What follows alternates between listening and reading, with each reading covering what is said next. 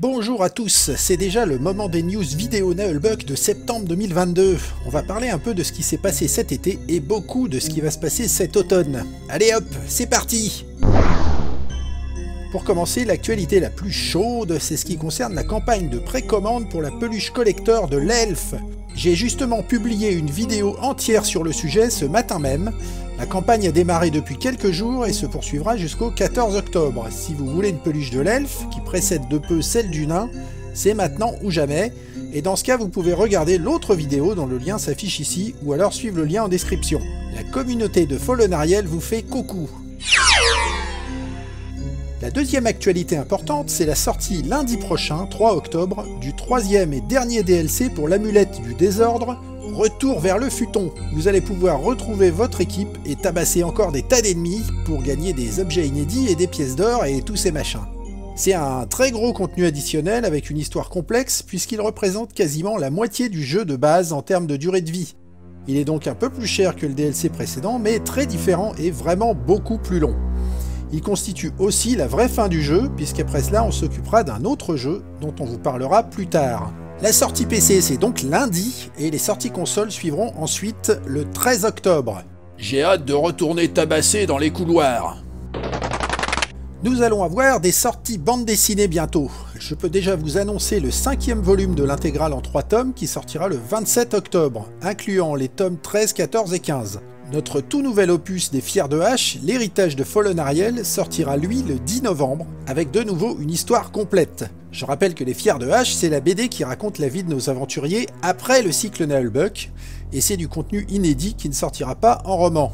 La date de sortie pour le dernier tome de l'intégrale Prestige, la saison 6, n'a pas encore été annoncée, mais l'ouvrage avait été confirmé pour la fin de l'année.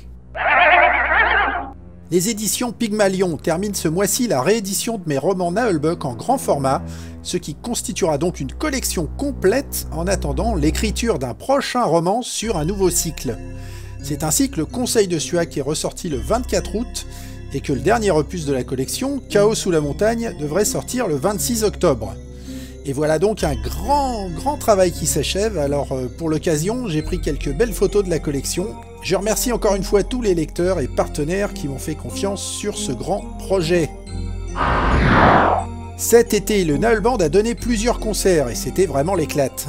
Je profite de la vidéo pour vous partager quelques souvenirs de notre passage au Motocultor, festival de métal en Bretagne, avec ces images qui nous ont été gentiment prêtées par le photographe Didou. La prochaine date du Naheulband, ce sera le 12 novembre à Rennes, un concert assez épique puisqu'on y jouera avec Magoyon des Bélissandres. Des mélanges de ces trois groupes ne sont pas à exclure. Nous devrions ensuite jouer en Suisse le 3 décembre, puis à Lille le 17 décembre. Je vous donnerai plus de détails sur le site un peu plus tard. Comme toujours, les détails se trouvent dans la page du groupe que vous pouvez retrouver dans les liens de la vidéo. Cet été, j'ai mis en ligne une nouvelle rubrique sur le site pour le Transmédia Naheulbeuk. Il s'agit de l'impression 3D, avec des fichiers gratuits. Je vous ai déjà montré quelques modèles imprimés et peints par mes soins lors de la vidéo news de juin, mais voilà, maintenant il y a une vraie rubrique dans laquelle on devrait retrouver d'autres modèles prochainement, car on travaille notamment sur une collection de pièces d'or. Ouais, des pièces d'or!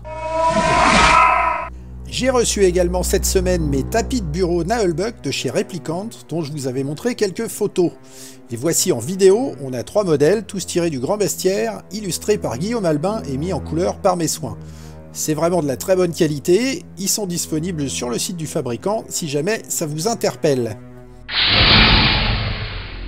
Enfin, j'ai mis en ligne récemment 2 gros documents dans ma rubrique médiatisation et interviews. Le gros dossier Transmédia réalisé par le magazine Créateur de Monde qui propose un gros bilan et des interviews exclusives de notre équipe sur toute la période de l'existence de Naheulbeuk.